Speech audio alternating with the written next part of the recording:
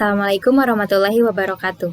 Perkenalkan, nama saya Debbie Nurbayati dengan NIM 112000023. Di sini saya akan mempresentasikan proyek mata kuliah struktur data.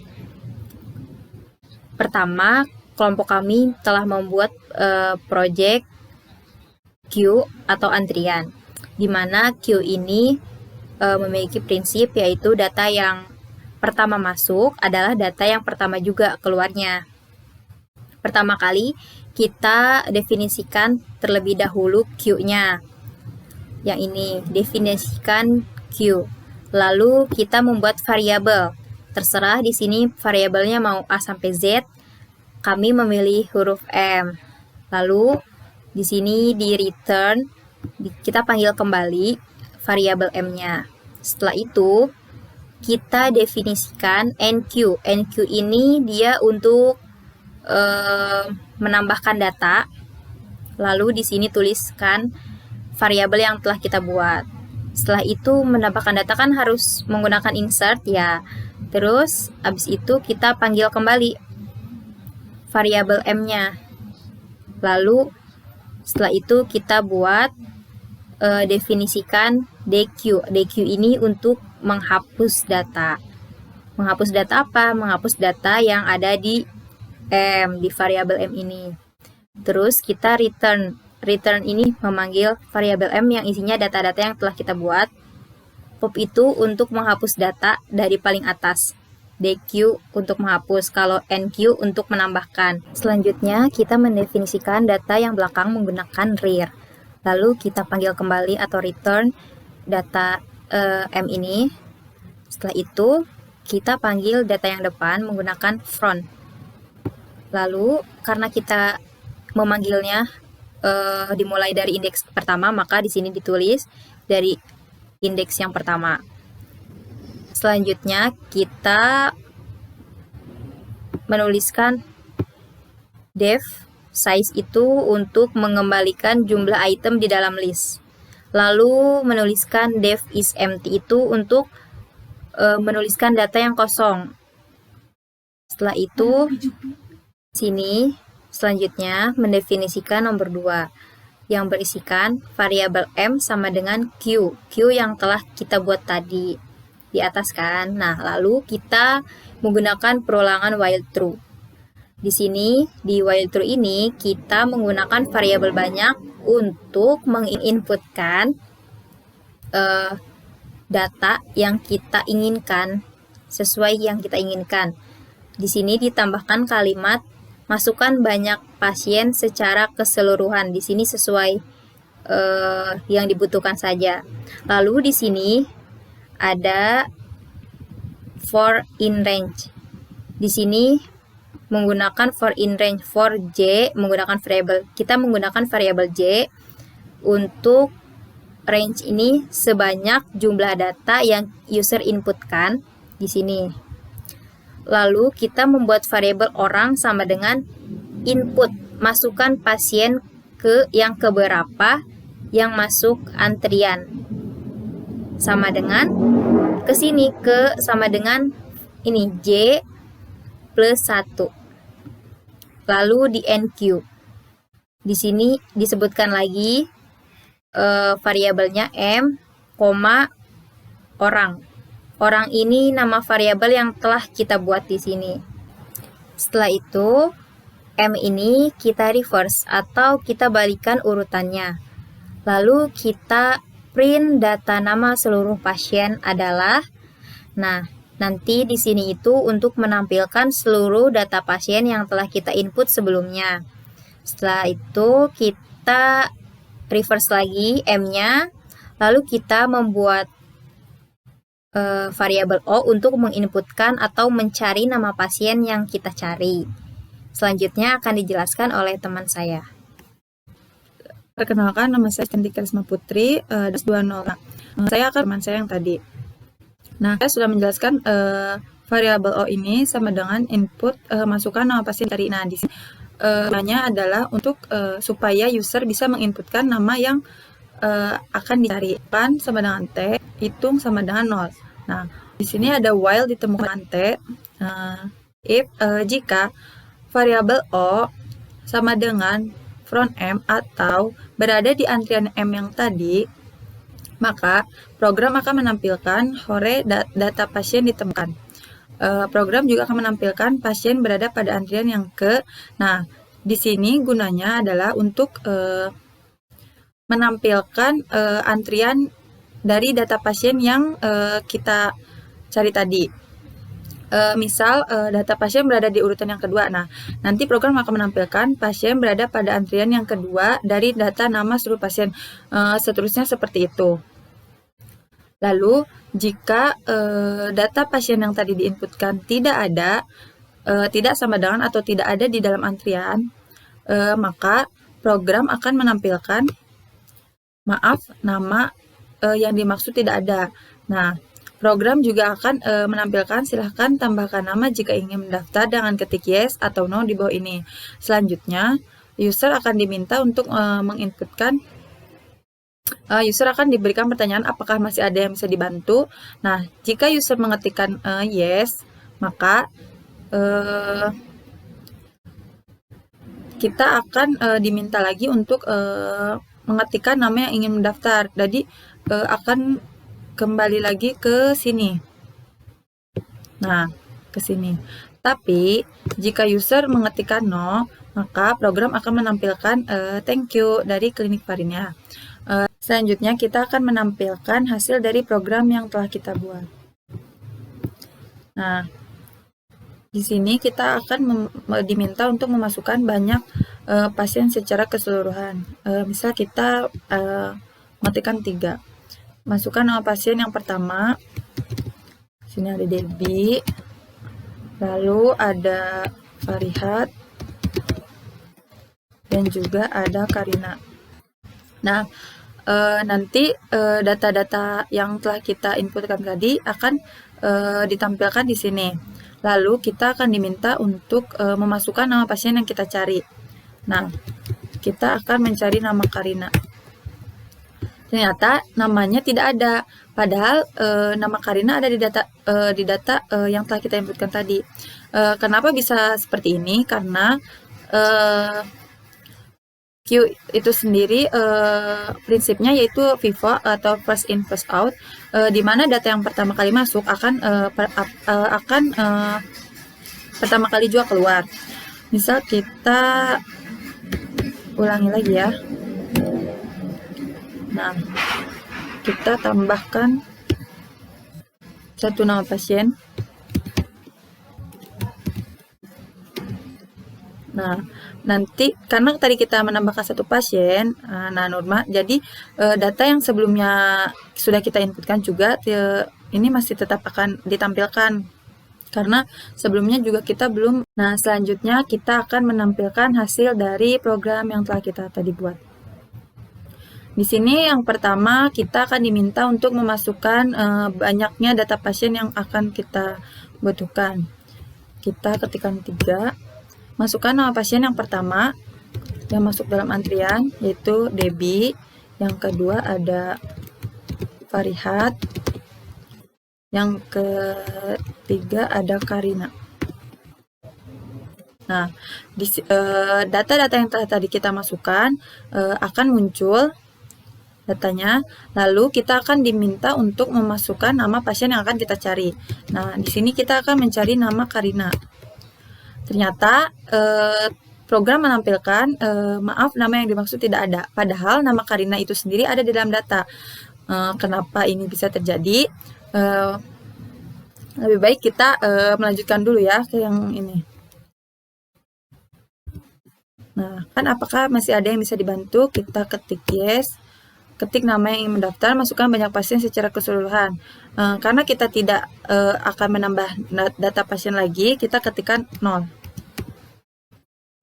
Nah, data yang tadi masih ada di program. Nah, sekarang kita masukkan nama pasien yang dicari yaitu Debbie. Ternyata data pasien ditemukan. Kenapa nama Debbie bisa ditemukan sedangkan Karina tidak? Kenapa bisa terjadi seperti itu?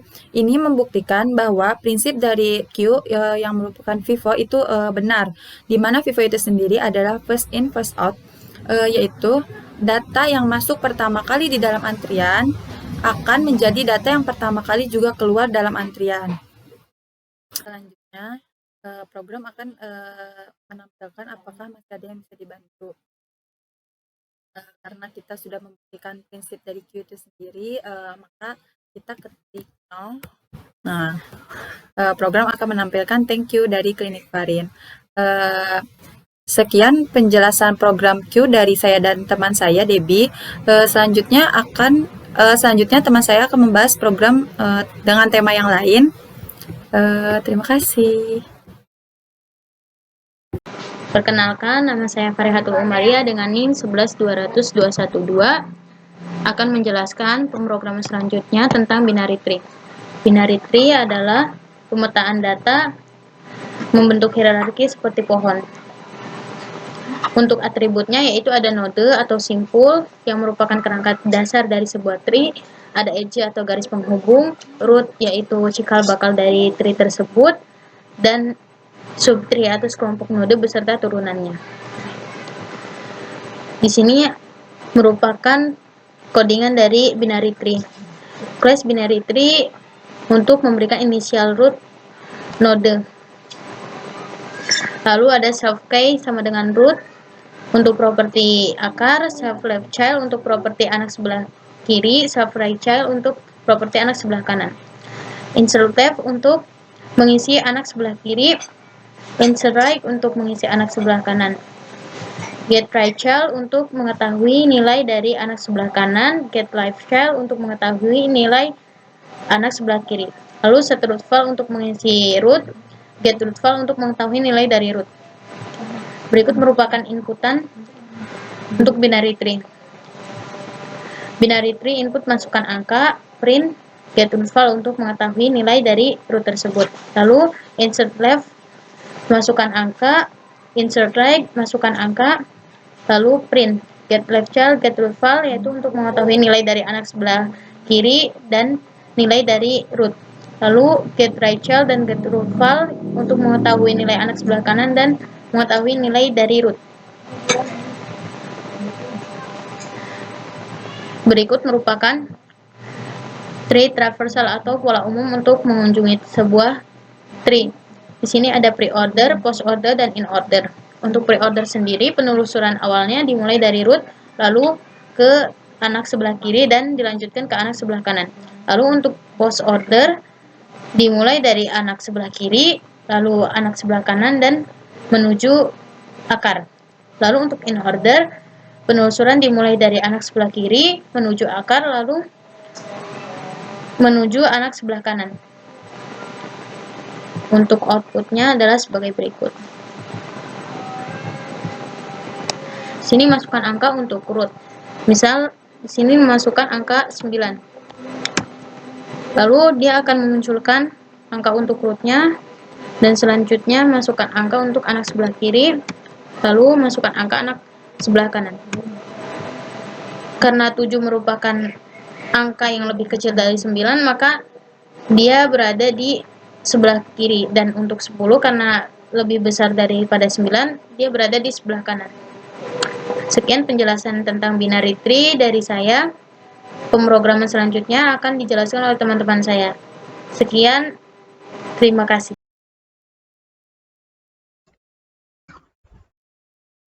Assalamualaikum warahmatullahi wabarakatuh. Perkenalkan, nama saya Karina Melati Sukma dengan NIM 11200084. Ini saya akan mempresentasikan tentang array satu dimensi yang diinput oleh user. Sebelumnya saya sudah membuat suatu program array satu dimensi tersebut. Ini saya sudah membuat variabel pasien, kemudian listnya dikosongin untuk menampung jumlah array. Kemudian ada variabel stop sama dengan false, ada variabel i sama dengan 0. Kemudian cara mengisi data pasien di input user yaitu menggunakan while not stop. Di sini ada variabel pasien underscore baru, input untuk menginputkan nama pasien. Formatnya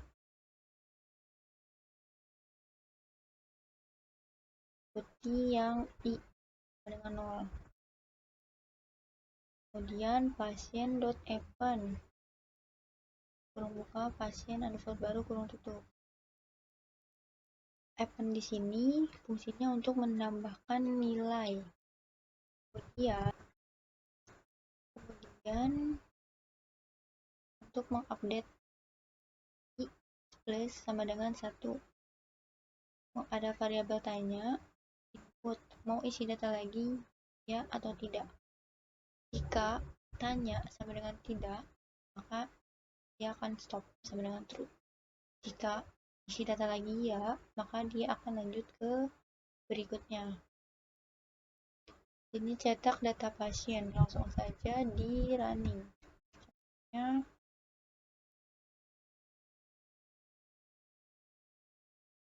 input data pasien misalnya DB. Mau isi data lagi ya, tulisnya di huruf I. Data lagi variabel. Data lagi ya. Data lagi ya. Lanjut. Ini yang terakhir. Ini di input tidak saja. Berarti tag. Hasilnya yaitu ini contoh dari hasil input nama array 1 dimensi db variabel desi. Mungkin itu saja dari saya. Sekian dan terima kasih. Assalamualaikum warahmatullahi wabarakatuh. Nama saya Nirma Maimunah dengan NIM 11200072. Di sini saya akan menjelaskan tentang array multidimensi. Dan saya di sini sudah membuat data-data pendaftaran antrian healthy clinic dengan menggunakan array multidimensi. Nah, di sini kita coba masukkan data pasiennya terlebih dahulu. Di sini ada Karina, Nurma, Debbie, Parihatul, dan Desti. Lalu di sini jangan lupa kita kasih tanda kutip 2, lalu setelah itu koma, dan di sini saya kasih jarak untuk merapihkan barisan pada saat nanti kita run. Di sini juga poli penanganannya ada umum, gigi, dan anak. Nah, di sini juga saya kasih jarak itu untuk merapihkan barisan pada saat nanti ketika kita run. Di sini kita masukkan antriannya 1, 2, 3, 4, 5. Lalu kita mulai mencetak. Di sini kita buat garis terlebih dahulu. Print, buat garis, lalu di sini kita print pendaftaran antrian, print healthy clinic, lalu kita buat garis lagi, print garis, lalu di sini kita buat memasukkan tanggal, kita menggunakan import datetime. Di sini X sama dengan datetime titik now kurung buka dan tutup. Di sini untuk memasukkan tanggal pada hari ini. Di sini print X. Lalu kita buat garis lagi. Lalu kita print nama pasien, poli antrian. Lalu di sini kita masukkan data-data yang telah tadi kita buat. Di sini ada pasien 02, poli 00, antrian 00. Nah, di sini itu kita memulai indeksnya itu dengan angka 0. Di sini ada Karina itu dengan 0,0, Nurma 0,1, Debbie 0,2, Parihatul 0,3, Desti 0,4. Polinya juga sama, kita mulai dengan indeks 0 yaitu 0,0 untuk umum, 0,1 untuk gigi, 0,2 untuk anak.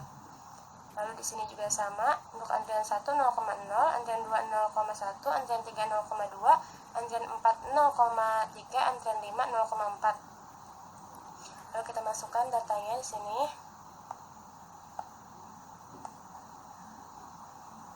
Pasien 0,2 itu untuk Debbie, dan poli 0,0 ini untuk poli umum. Antrian 0,0 ini untuk antrian 1. Lalu kita buat data pasien kedua. Di sini pasien dengan 0,1 itu untuk Nurma. Lalu poli 0,1 ini untuk poli Gigi. Dan antrian 0,3 ini untuk antrian keempat. Dan di sini ada pasien 0,4 untuk Desti, 0,2 itu untuk poli anak, dan antrian 0,1 ini untuk antrian kedua. Lalu kita buat data pasien keempat, 0,3 itu untuk Parihatul, poli 0,1 ini untuk poli Gigi, lalu antrian 0,2 ini untuk antrian ketiga. Lalu ini pasien kelima ada 0,0 untuk Karina, poli 0,2 itu untuk poli anak, lalu antrian 0,4 ini untuk antrian kelima. Lalu setelah selesai codingannya ini, setelah selesai kita buat, kita coba run.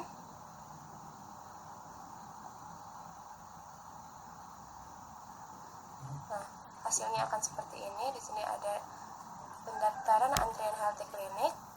Di sini juga ada tanggalnya itu tanggal hari ini, tanggal kita buat. Lalu nama pasien, poli antrian, di sini Debbie dengan poli umum antrian 1, Nurma poli Gigi antrian 4, Desti poli anak antrian 2, Parihatul poli Gigi antrian 3, Karina poli anak antrian 5. Nah, mungkin cukup sekian penjelasan dari saya. Mohon maaf apabila ada salah-salah kata dan masih banyak kekurangan, mohon dimaafkan. Wassalamualaikum warahmatullahi wabarakatuh.